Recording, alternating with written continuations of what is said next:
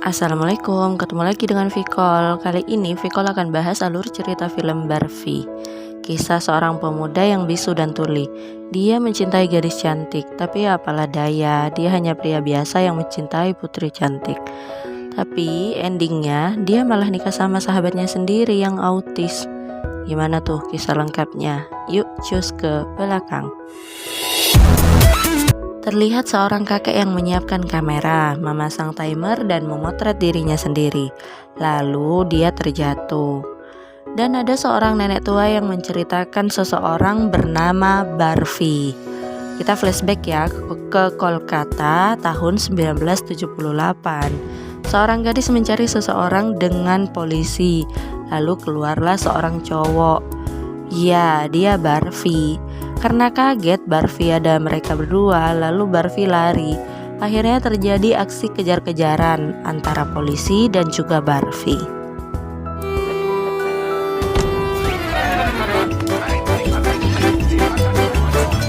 Dan pada akhirnya Barbie tertangkap. Polisi membawanya ke Darjeeling. Di sini sang cewek gelisah, dia pulang dan suaminya menelpon marah-marah, menanyakan apa hubungan dia dengan Barbie. Wanita ini adalah Shruti. Dia menikah dengan Ranjit sudah 6 tahun, tapi Barbie tetap sangat penting baginya. Jadi dia memutuskan bercerai dengan Ranjit untuk menolong Barbie, karena dia masih sangat mencintai Barbie. Oke, kita jelasin ya gimana Barbie dan Shruti saling mengenal. Jadi Shruti itu pindah ke Darjeeling tahun 1972. Ayahnya pindah tugas ke sana. Saat itu pertama kali dia melihat Barbie. Ayah Shruti menanyakan alamat pada Barbie, tapi Barbie hanya menggerakkan tangannya tanpa berbicara. Barbie memiliki seorang teman pria, kita sebut aja Joko ya. Setiap harinya Barbie pasti membuat ulah, hingga terus-terusan berurusan dengan polisi. Dia selalu ngerjain polisi gitu. Karena dia bisu dan tuli, dia mencoba menguji semua temannya dengan memotong tiang listrik kayu atau lampu jalan gitu dan berdiri sedikit jauh di bawahnya, menguji temannya percaya atau tidak dengannya gitu loh.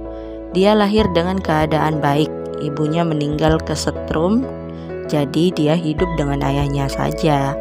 Awalnya dia berkenalan dengan Shruti. Dia terus mengikuti Shruti dari kereta, stasiun, sampai di gang-gang desa dan berakhir di kafe. Barbie memperkenalkan dirinya, mengatakan dirinya tuli dan bisu, lalu mengatakan perasaannya. Dan Shruti bilang dia sudah tunangan. Waduh. Barbie pergi dengan hati kesal, tapi bukan Barbie namanya jika tidak bisa menaklukkan hati cewek. Iya. Singkat cerita, mereka berteman. Shruti melakukan banyak hal bersama Barbie. Balik lagi ke penangkapan Barbie ya. Dia ditangkap karena melakukan perampokan bank ternyata. Dan juga menculik cucu keluarga terhormat di Darjeeling bernama Jilmil. Kita beralih ke Jilmil ya. Jadi Jilmil ini menderita autisme. Tubuhnya dewasa, sikapnya tetap seperti anak-anak gitu. Jadi keluarganya menganggap dia aib keluarga. Orang tuanya meninggal, dia hanya bersama kakeknya dan pamannya. Dia tinggal di panti asuhan, tapi pamannya menjemputnya untuk pulang. Tentu berhubungan dengan harta, kakeknya udah sakit-sakitan tuh. Pengurus panti sangat menyayangi Jilmil. Ayah Barbie bekerja pada keluarga Jilmil. Ayahnya menangkap basah Barbie dan Shruti. Barbie menghampiri mobil Jilmil dan menyapanya. Saat Jilmil sampai di rumahnya, dia menemui kakeknya. Di sisi lain, Barbie dan Shruti semakin dekat. Barbie juga menguji Shruti dengan memotong lampu jalan. Tapi Shruti menghindar. Itu tandanya dia tidak percaya sama Barbie. Dan hal itu tidak membuat mereka menjauh, malah membuat mereka semakin dekat. Pernah suatu ketika Shruti mencium Barbie. Ini membuat Barbie baper. Shruti bercerita Barbie pada ibunya dan ibunya menasehatinya untuk realistis. Siapa Barbie? Bagaimana kehidupannya? Sangat berbeda dengan tunangannya Ranjit. Di tempat lain, Barbie meminta duit pada ayahnya dan menyapa Jilmil dengan caranya melempar sepatu di jendela kamar Jilmil. Hal itu biasa dia lakukan sejak kecil.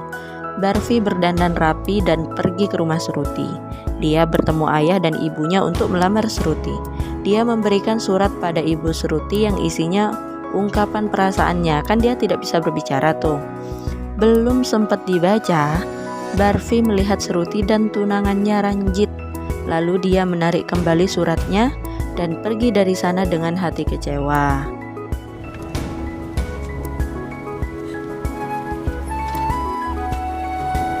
Setelah kejadian itu, Sruti pindah dari Darjeeling. 6 tahun kemudian Sruti datang lagi. Ya, di scene Barfi ditangkap itu, polisi menunjukkan surat meminta tebusan. Di situ suratnya ada 2. Bukankah itu Barfi yang nulis? Ternyata Barfi tidak tahu. Polisi meminta temannya untuk bilang pada Barfi, ceritakan dari awal, dan Barfi bercerita, tapi temannya yang translate. Jadi malam itu sejak Sruti pergi, Barfi itu mulai berubah karena patah hati ya. Dan ayahnya juga dipecat sejak kakek Jilmil meninggal. Jilmil pun hidup tanpa pengasuh-pengasuhnya, dipecat tuh semuanya karena kakeknya udah meninggal. Malam itu ayah Barfi kambuh penyakitnya. Pada dasarnya Barfi kan tuli, jadi dia tidak bisa mendengar saat ayahnya jatuh. Saat pagi hari dia melihat ayahnya di lantai. Dia langsung membawa ke rumah sakit. Ayahnya ternyata gagal ginjal dan harus dioperasi. Membutuhkan biaya yang sangat banyak dong. Barfi mencoba meminjam pada bos ayahnya dulu, si pamannya Jilmil, tapi tidak dapat respon yang baik. Akhirnya Barfi memutuskan untuk menculik Jilmil.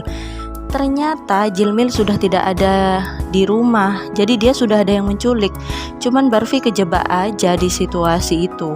Dia memberi sapu tangan yang diberi bius kepada polisi yang sedang menyelidiki kasus Jilmil. Kan polisinya bersin-bersin, jadi nggak sengaja tuh si Barfi minjemin sapu tangannya gitu. Saat di rumahnya Jilmil, kan awalnya itu buat Jilmil. Akhirnya untuk mendapat uang, Barfi merampok dari bank. Lagi-lagi dia kejar-kejaran tuh sama polisi. Barfi berhasil kabur dengan sembunyi di bawah mobil. Ternyata mobil itu adalah mobil penculiknya Jilmil.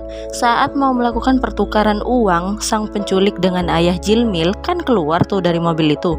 Barfi langsung masuk ke dalam mobil itu dan ngegas mobilnya, langsung dibawa kabur dong si Jilmil.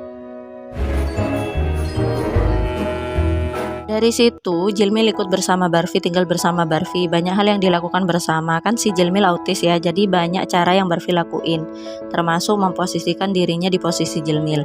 Pernah Barfi meminta tebusan dalam jumlah yang kecil, uangnya ditaruh di dekat rel di depan rumah panti. Saat keretanya tiba, banyak orang keluar dari dalam rumah tersebut untuk mengambil sembako yang dilempar dari dalam kereta. Akhirnya Barfi berhasil mengambil uangnya, dan uang itu dipergunakan untuk pengobatan ayahnya. Tapi Barfi telat, ayahnya sudah meninggal. Nah, surat yang di awal ditunjukkan polisi itu tapi bukan surat punya Barfi. Akhirnya Barfi memulangkan Jilmil ke rumahnya, tapi Jilmil muncul kembali di depan wajah Barfi. Akhirnya mau tidak mau Barfi membawanya. Jilmil meminta diantar ke suatu tempat, tapi Barfi tidak mengantarnya. Selama kebersamaan mereka ini muncul perasaan yang beda karena cukup lama mereka bersama. Suatu ketika saat Sruti belum bercerai nih, dia tidak sengaja bertemu Barfi lagi, dan Barfi mengenalkannya pada Jilmil, mengatakan Jilmil adalah cintanya. Mereka bertiga mulai dekat, tapi suatu hari Jilmil yang punya rasa cemburu pergi dari kehidupan Barfi dan Sruti. Soalnya Jilmil ngerasa Barfi memiliki perhatian lebih pada Sruti. Saat Jilmil kabur itu, Barfi bingung mencari Jilmil. Jilmil sengaja sembunyi di suatu tempat, dan Barfi mengatakan pada polisi bahwa Jilmil itu hilang. Polisi juga bingung karena ada 2 surat yang meminta tebusan. Yang satu dari Barfi untuk pengobatan ayahnya itu jumlahnya 7 juta, dan satu lagi 100 juta. Nah, yang 100 juta ini siapa ya penjahatnya? Polisi juga bingung. Polisi menyerah nih akhirnya, dia tidak menemukan pelakunya. Barfi juga putus asa. Sruti terus menghibur dan membantunya, sampai di ujung pencariannya, dia menemukan alamat yang ditulis di tembok oleh Jilmil, dan Barfi pergi ke sana dengan dibantu Sruti. Ternyata itu alamat panti asuhan yang mengasuh Jilmil sejak kecil. Pengasuhnya mengatakan Jilmil tidak ada di sana, tapi dari gerak-geriknya Barfi tahu kalau dia berbohong. Jadi Barfi kabur berusaha mencari sendiri dengan cara sepatu dilempar di setiap kaca kamar, seperti yang biasa dia lakukan ya. Di sini diungkapkan saat kabur dari Barfi, Jilmil menelpon Panti dan berusaha merencanakan meminta tebusan Jilmil, dan seolah-olah Jilmil itu dibunuh. Hal ini ternyata dilakukan oleh keluarga Jilmil sendiri karena butuh uang tebusan dan asuransi kematian Jilmil untuk hutang-hutangnya. Jadi yang 100 juta untuk tebusan Jilmil itu direncanakan oleh pamannya sendiri dan dibantu oleh Panti.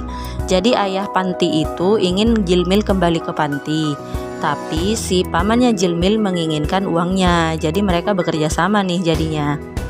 Beralih pada Barfi yang mencari Jilmil. Akhirnya Jilmil keluar dan berteriak memanggil Barfi dari jendela.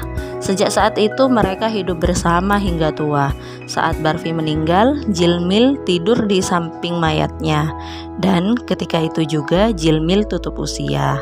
Benar-benar cinta sejati ya. Di ruang tunggu, semua sahabat Barfi menangis akan kepergian mereka, kepergian Barfi dan Jilmil, dan mengingat kembali masa-masa indah mereka.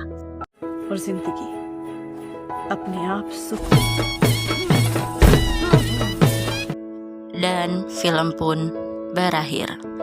Oke, segitu dulu cerita Vicol kali ini. Wassalamualaikum warahmatullahi wabarakatuh. Jangan lupa like, subscribe, dan share.